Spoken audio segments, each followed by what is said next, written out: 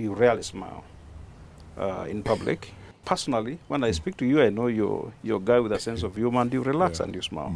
But in public, you never do. Is it the gravity of the office? Is it the stress? Or is it just the way the Lord constructed you?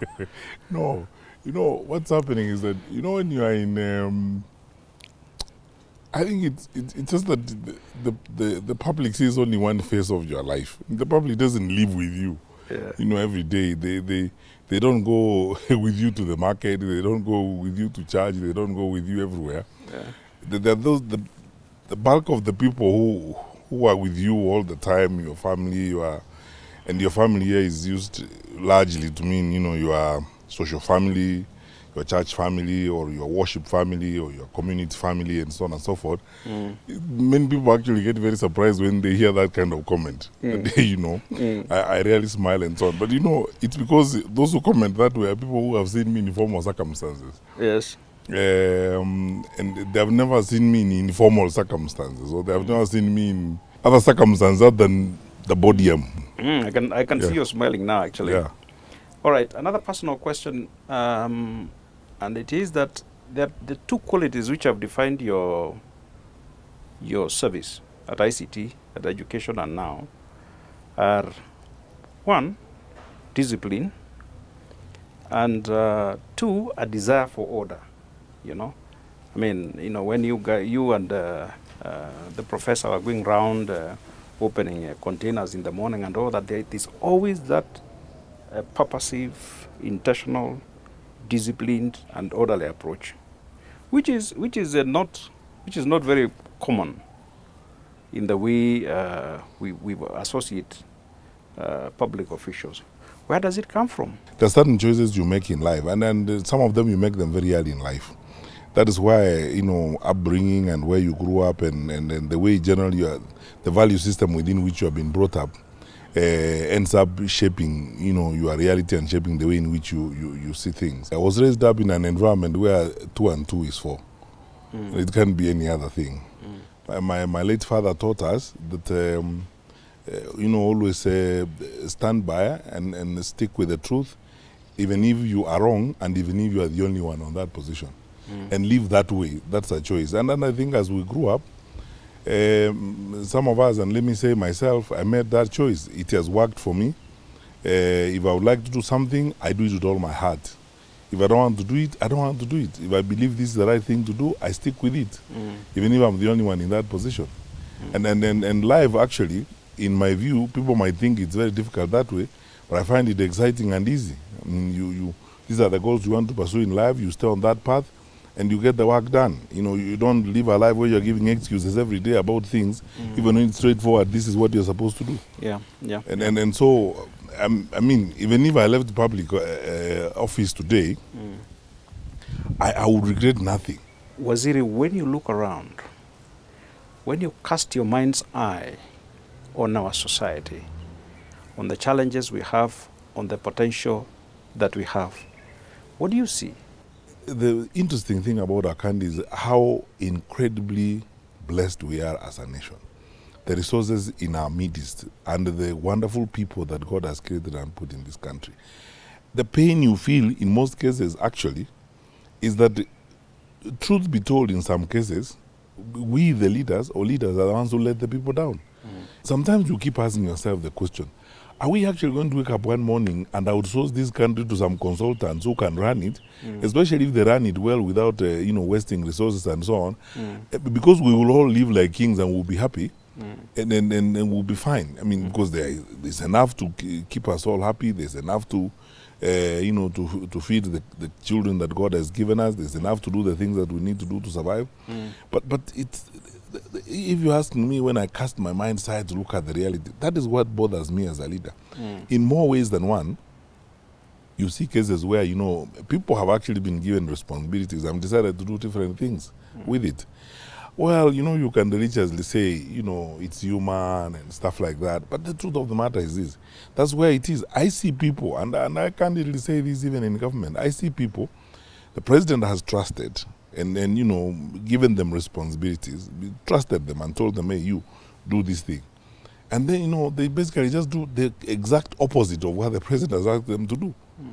And then you keep asking yourself the question, why? Why do we live like that? When people depart from the instructions that they've been given, in your experience, is there always accountability? To be honest with you, Mutuma, let's face it. I mean, the public service in the country is a humongous machine with hundreds and thousands of people who do their jobs.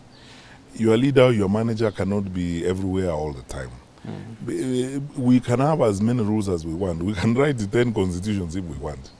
You made the point yourself before. You can write 20 constitutions if you want. You can write as many rules as you want. Yes, we need the rules. I'm not saying we don't need them. I'm not saying we don't need the constitution. We do. But, that in itself is not going to give you what you desire, because you are not God. You're not going to be everywhere. It's dependent upon sometimes the difference that is made in the success of one society and not the other. That difference is made by the collective consciousness of the society. People decide, I am a part of the whole. I am not the whole. So if I am a part of the whole, let me play my role. B plays their role, C plays their role, and then collectively we will have a great whole. And where people come to that collective consciousness, they do better than cases where people think I can play games and move around. Accountability, these things are usually easier said than done. How many cases, how many people are you going to take to court? How many people are you going to fire, sack and appraise? Your time is not supposed to be spent on that. You don't have a lesser responsibility than the president has for the country. He is our president, yes, but the truth of the matter is that as citizens of the country, we have a responsibility also to do our bit. As a scholar and as a public servant, what is your understanding of democracy? In my view, it's very simple. It's to be conscious and to practice the consciousness about the others. Because you see, you then wake up in the morning knowing I have an idea, but that's not the only idea. Mutuma also has an idea. If I'm going to make a decision that affects all of us, let me find out what Mutuma thinks. That's where it begins. To be conscious of the other, and then to practice that knowledge of the other people around. If I'm going to share resources, the people who may have an emotional relationship with me, or the people who are related with me, are not the only ones. There are others, as it were. I may have an idea, I may have an opinion, I may be a smart person, but I'm not the only one. The other smart people around, they also have ideas. So that because everything else springs from there. But the other doesn't matter. But the fundamental issue is the recognition that the power remains with the people. That is it. And that government exercises that delegated power. The power does not reside with me. Because you see, when you talk about the power resides with the people, it means you have recognized the other. Yes. The power is not with me. Yes. I'm not the beginning, I'm not the alpha and omega. It's the others around. Yes. So I must then derive power from the collective whole. If I'm going to act on behalf of the whole, let me not usurp their views and their powers and act as though I'm actually representing them, as it were. So that collectivity then begins to make sense. That is why then power is derived from the people, whichever way you look at it. It begins and ends with that consciousness, the practice and recognition of the other. With the social contract being that we are giving it to you so that you can act in our interest and on our behalf. Now, which leads to my next question, is that when you look at our democracy today, would you say that the social contract is healthy, that the government and all those who are in government exist to serve the people at all time? By and large in Kenya, yes, those in leadership exist to serve the interest of the masses. Sometimes the problem is the value system is not shared across the board. We don't pick leaders from one pool or one unadulterated pool. Our leaders are not socialized in one environment, and then our social and moral fabric is not entrenched. So over a period of time, you may find a set of leaders who are really focused on supporting and working with the people and acting in the best interest of the people. But inherent in that, because we have not espoused a very deep and strong value system, you will also still find people who basically, to be even more blunt, betray that social contract, as it were. So what happens when the social contract is violated and doesn't exist? And therefore you have a system where the people who are in authority exist to serve their own interests and not the interests of the people. Does that create revolutionary conditions? Well, it depends. It depends. It depends on whether, you know, if you look at a case where those in power maybe are just individuals, not a system. You know, there are areas or the environments where the betrayal or the negation of the social contracts is a systemic decision. It's rampant. I mean, it's a decision that people have made, that this is how we are going to live. We don't care what those ones think. Then it pits the people versus those who are in power. But in cases where you can see, by and large, 70, 80%, or maybe 60, 65%, there's deliberate effort to pay attention to those on whose behalf power is being exercised. The 30 or the 35% vulgarization of the contract calls for reform, not revolution. But you don't think with the rampant corruption that we see and with the certain levels of impunity that are in our society, that we are getting there, we are getting to a place where this criminality is becoming systemic? We have challenges. I'll be the last one to lie here and pretend that we don't have challenges. We do have challenges. I mean, there are cases where you feel sometimes, or you also get very frustrated about certain things. But I don't think the situation is as bleak as you are portraying it. I mean, honestly, this is not a society or an environment where nothing happens. You know, I can drive you around this country and you'll be amazed at the things that are happening. In the span of 8 years, this administration has doubled electricity connectivity in the country. I mean, you cannot say that nothing is happening. It's all struggle. Not nothing is happening. But where there is a serious and endemic corruption. I will not deny that there is corruption in the country. There is corruption in the country, and I'll be the last person to try to. I mean, why lie? There are certain things which you feel. I mean, I'm now chairing the cabinet committee on projects, and I can see clearly cases where there are projects we are revising right now ourselves as a cabinet committee, because clearly you can see that the way they were started and so on, the intention was to loot public resources and stuff like that, and we are revising them. So those are evidences and clear cases of corruption. So you can't deny that it does not exist. It exists, but it's not.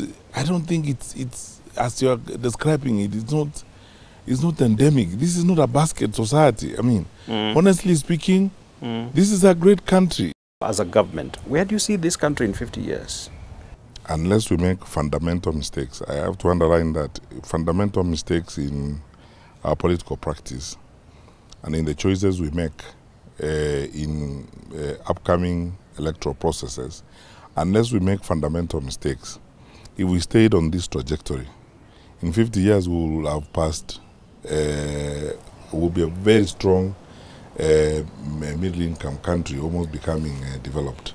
Because if we stayed on this trajectory and exploited all the resources available in this country, implemented the policy frameworks that have been set by President Kenyatta in this administration, and stayed on this path of reform and economic development, in 50 years, we will be the Singapore of Africa. Do you think we have made, we are prepared to take care of intervening circumstances such as climate shock, such as the destabilizing geopolitics of the region? You know, we have sufficient preparedness, and you know, preparedness is not a one-off affair. It's not an event.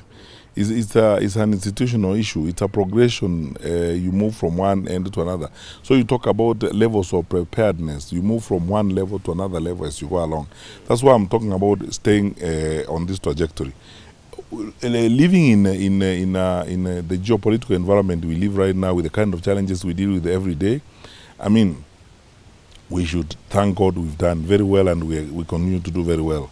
As I said, as long as we do not depart from this path where we are right now, challenges or no challenges, we are headed for greatness as a country.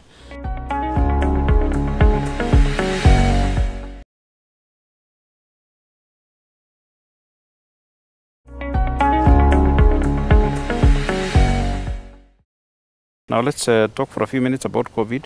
Where are we? At the moment, the rate of infection is rising, but I thank God that at 1.7% fatality rate is not that high. It's one of the lowest around the world, but you see, let's not delude ourselves.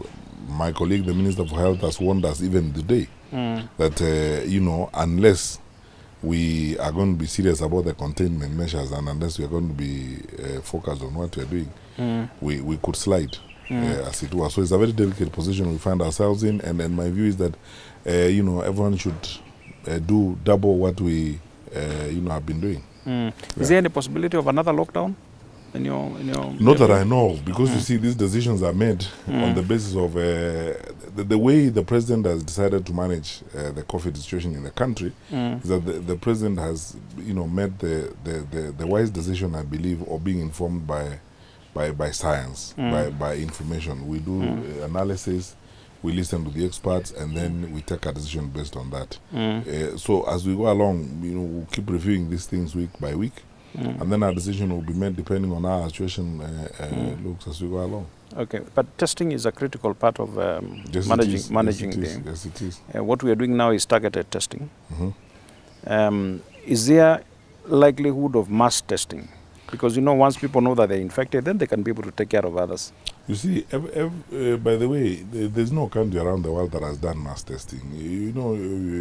Mutuma, it's a damn expensive affair. We also have to use the resources in a sensible manner as we are advised as it were.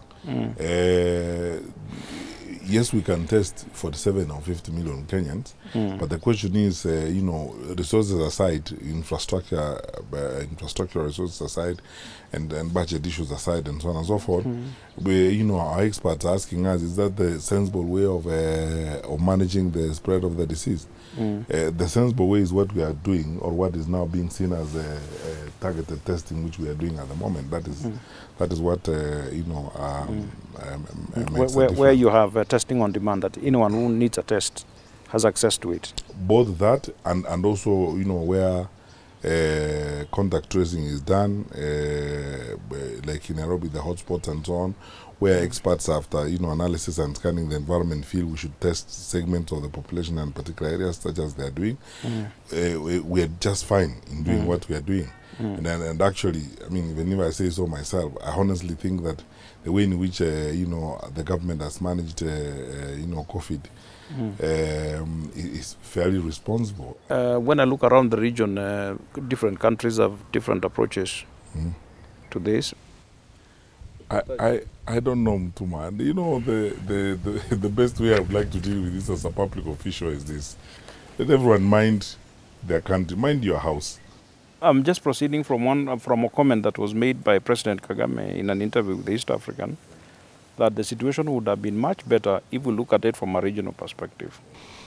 The truth of the matter is, President Kagame is right. The situation would have been different if we managed it from a regional point of view. Now we don't have that opportunity, and we don't have that. That is not available to us. So, are we going to stop doing what we have to do in our country? Let's do what we have to do in our country. I mean, that is the ideal. We would have been happier if it happened in that kind of manner. But it didn't. Let us focus on what we can do. Even when we face those challenges on our borders and so on, that's fine. Let's do the best we can do. Is the government satisfied about the efficiency with which the resources that have been provided for the fight against COVID have been applied? I have no evidence of dissatisfaction from the quarters and agencies that are dealing with this matter. Quite frankly, I mean, we have resources that were given to us that are in our budget. We have applied the resources that came from development partners. They are being applied. And by the way, we began this one COVID in March this year. We have been on it for 5 months as we go along. The resources that have come from development partners, from the private sector, and so on and so forth. Really, why is it that we cannot fight the disease and get done with it and look at the books later on? There's a practice we have in this country where sometimes we mix things too much. The war against COVID is going on. Some debate continues there on resources and other things on that side. Honestly, okay. You think the police did a good job in enforcing the lockdowns and participating in the circumstances? In the circumstances, by the way, the police did an excellent job, regardless of what you know. I've seen detractors or critics of the police raising so many issues, including human rights organizations with whom I have met, by the way. And we've had long discussions about them. There are certain things that happened that I don't condone, that I will not support. But I have to be very honest about this matter. But sometimes when people look at these things, they exaggerate them. I mean, IPOA has got about 70 complaints, just about 70 cases or complaints that were filed with IPOA. Our Internal Affairs Unit has got less than 100 cases that were filed with them. And IPOA is investigating some of these 70 cases that were filed with them in relation to COVID. The operation has been going on for the last 5 months. That is roughly about 11 or 12 cases or so per month. Really, what are we talking about? Second, the police officers are not angels from heaven. They're human beings who live in our midst. They will make mistakes. That's why we have service standing orders. To be sure that, you know, when an individual police officer acts outside of their powers and outside of the law, they are brought to account and they are called to responsibility. What I find unacceptable, and I have to be very frank about this, I take responsibility. I am the country's Minister for Interior and Coordination of National Government. It is not fair, it's not accurate, some of the things that are said about the police officers. Let's talk about your function, your role, coordinating the implementation of government programs. I think that was Executive Order number 1 of 2019. What has been the experience? Wonderful. The last 1.5 years, sitting and chairing the committee of my colleagues in cabinet has been nothing but an amazing experience. Quite frankly, at a personal level, I have almost rediscovered the country. It's been a big lesson in problem solving, in ensuring that interministerial collaboration actually means everything. Today, if I were to write a book on public service, I would just say nothing beats interdepartmental collaboration and interministerial collaboration. Problems that were looking so difficult yesterday are solved very easily when people sit around the table and the people express their fears, their concerns, their sectional or departmental interest, and then consensus is built very easily for the good of the country. It makes a big, big difference. Does that coordination facilitate more efficient application of resources? Yes, it does. Yes, it does. Tremendously, I can tell you. I mean, look, there are about 4 things that affect public sector projects in the country. Number 1 is resources. Sometimes fewer resources are available for projects than we think. When we start projects, sometimes we start projects with the hope that we have sufficient resources to complete them. Then midway we discover that we have certain financial challenges. To navigate those challenges and maybe lengthen the time of the project or reduce the size of the project and so on, so that you can complete it, is something that we now are able to discuss and figure out. The second challenge is conflict, broadly defined. Conflict could be regulatory conflict. There are projects where NEMA has not given an approval, or Kenya Forestry Service is not happy with the decision that was taken, or KWS is not interested and feels left out, or the security sector is not consulted and so on. So you can write letters to each other for years on end while the project is stalled and nothing is happening. So conflict of various kinds. Some of it is actually legal. We have so much money held in projects because of court cases and stuff like that. So mediating these conflicts and sitting down to figure out what needs to be done, is critical. But in exercising that responsibility, does it create a perception that this is probably the job that should have gone to the deputy president? What is your relationship with the deputy president? I don't know. I don't know about their perceptions. And the deputy president is the deputy president of the Republic of Kenya. Okay, so there's no conflict. There's no conflict of roles. There's The no. deputy president is the deputy president of the Republic of Kenya. What is my relationship with Governor Nyong'o? He's the governor of Kisumu County. What is the relationship with Wycliffe Oparanya between me and him? He's the governor of Kakamega County. Yeah. That's it. Okay, let's talk about security, Waziri. Maybe it's an easier topic. Terror attacks have gone down significantly since Dusit, I think. We haven't had a serious one away from the border areas. What is the reason? Did we get better at fighting Al-Shabaab? The president formed a multi-agents team. We are now having all security sector institutions working together seamlessly and sharing information seamlessly. We have built a capability that could only have been a dream in 2013, as it were. Why? Because the commander-in-chief has risen up to the challenge of playing his role effectively, ensuring that securing the people of Kenya is his foremost responsibility, and he has done a spectacular job of it. Complaints about the disappearance of youth, especially at the coast and some parts of northeastern, with then some NGOs saying that it's the government which is disappearing suspects. Is there substance to? When people raise issues like those, I would like them to give me evidence.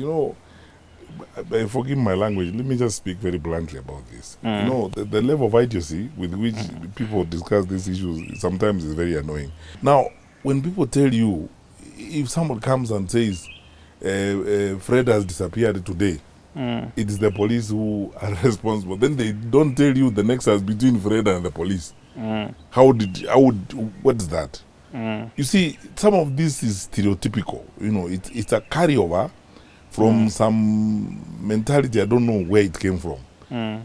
Some people another day collected some what they purported to be human bones from some forest and said, oh, these are people who may have been killed here, and it's the police who killed them. So how do you conclude? I mean, how do you get there? Let me ask you, in a sensible manner, how do you get there? Is there any possibility that gambling in some form will make a comeback? Not that I know of, and I guess by the way, even as I speak to you today, during this financial year, those betting lenses have to be renewed every financial year. We have not renewed any betting lenses this year because the Betting Licensing and Control Board has not agreed with the Ministry of Health on the protocols that betting companies will have to follow in operating their betting businesses. So I am not aware of any betting company that is in business to start with.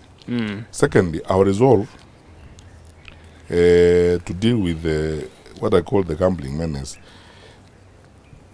is decisive. And I don't know how I can say it.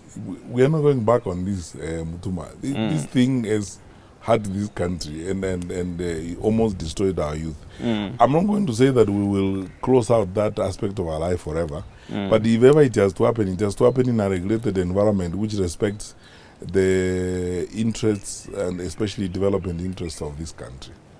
Now, there was a crackdown on drugs in the coast sometimes back. I forget when it was. I think, was it the last year or the year before? Last year. We started the campaign last year. Yeah. If you look at the drug situation in the coastal part of our country before we began the crackdown and today, even if you look at the reports we get on the movement of drugs and so on, ask anybody, even fair organizations including Interpol, people will tell you that there has not only been a drastic reduction, a good number of those thugs have moved out of our territory because of the pressures that we put, overt and covert. Overt pressures like arresting people and so on. I have a list of institutions that I am about to announce that under the law, especially under the anti-terrorism law and under the money laundering regime, I'm supposed to gazette or blacklist. I will do so in about a week or 2 weeks' time. A number of businesses, as a result of investigations that we conducted in Mombasa and the work that has been going on. We have, quite frankly, even if I say so myself, we made incredible progress in that area. And if we stay on this path, I have no reason to believe we can't. We will do much better. The laxity that existed before is not there. Fortunately, now we have the Coast Guard, which we are building, which is helping us. We are working with the Ministry of Transport to even register the private jetties, which were used in the past as routes for moving in drugs and stuff like that.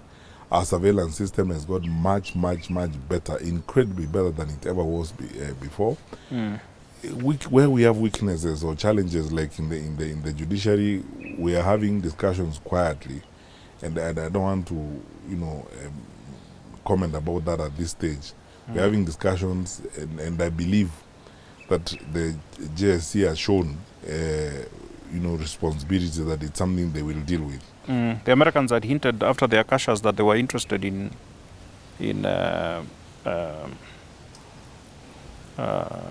more of our officials. Has there ever been any movement in that? I can't comment on ongoing security decisions and work. It's not right. I cannot make sideline comments on that. That's an ongoing work. Actions are going on right now, so I can't comment about that. Okay. Kuduma number. Yes. When is it coming? When is the conclusion of that project? The registration was the first step. Then the synchronization of the data sets. Then we give you that one number. When we make sure that every person has got a file that is complete, that your NRB records are complete, your NHIF records are there, your PIN records are there, and everything, then we give you the number. And then that exercise is what is going on, and we are at the tail end of it, and at the end of it, everybody will get an Uduma number. That will give you an Uduma card. With the Uduma card, you don't need an ID card, by the way. Very many people have lost jobs. Very many businesses are in trouble. What is the sense in government? Even with the challenges that we have faced recently, certain aspects of our economy are actually rebounding and coming back. The last time I spoke to my colleagues, in the Ministry of Agriculture, especially on the horticultural sector, our export of flowers and vegetables and so on, they were saying the numbers are actually coming back almost to near where we were before COVID, as it were. And that means, of course, that those who are employed in those sectors will get their jobs. In the manufacturing sector, some of our manufacturers have been hard hit. First by, when the airspace was closed, factories closed, and everybody closed everywhere on earth. Movement even of raw materials was a problem, and so on. So there was a slowdown, as it were. We were dependent on AGOA. We could not move some of our clothes to the US and stuff like that. But that too is coming back, and the resilience that we have seen in the manufacturing sector. Some of our people turning to making PPEs locally. As a way of survival. And there are some manufacturers in this country who have done this country great. I mean, there are people who retained their employees even at 50%, of their salaries, just because they did not want, to put people out of employment. They decided they will share the losses, as it were. Everyone has taken a hit. Mutuma, I am on a pay cut. Even me, as a cabinet minister, I am on a pay cut. The president is on a pay cut. It's a crisis we face that we are dealing with, but we do not think that we are going to collapse and completely melt in these circumstances. If, for example, manufacturers remain resilient, adapt to the environment in which we find ourselves, we will rise again. What does your heart desire? What do you think is in the future? I don't know. The future, we leave it to God. Okay, but what is your plan? Because at the conclusion, my plan is to do what I do and do it well. That's all. I tell people all the time, Mutuma, what makes a difference between people who succeed in the things they do and those who don't, including student in school is the level of focus. Focus, focusing on. We tell our kids, when you go to school, please go sit on a desk, listen to the teacher, and study hard and pass your exam. That's what we tell them. And we also the same thing to public officials. When you have been given a task to do, focus on that task. See, sit there. If you have been told to sit there, focus on that task and ensure that it's done. At the moment, and I said this even when I was at the Ministry of Education, when people were asking me, what do I want to do? I said, I am the President's Program Officer. The President, this is a presidential constitution, it's a presidential government. The President went to the people of Kenya, entered into a contract with them, they elected him. Then he came and put people together to help him achieve his objective and fulfill his promises with the people of Kenya. And we are program officers, so the President hired us as program officers. I am the President's foremost program officer now, implementing the President's program. That's my assignment right now. You don't feel that after all that time, that you'll be looking forward to something else? The future belongs to God. Let's leave it to God. That's a good perspective. Yeah. That's a good way to look at it. Thank you very much, Waziri. No problem. Thank you very much. Thanks for the opportunity.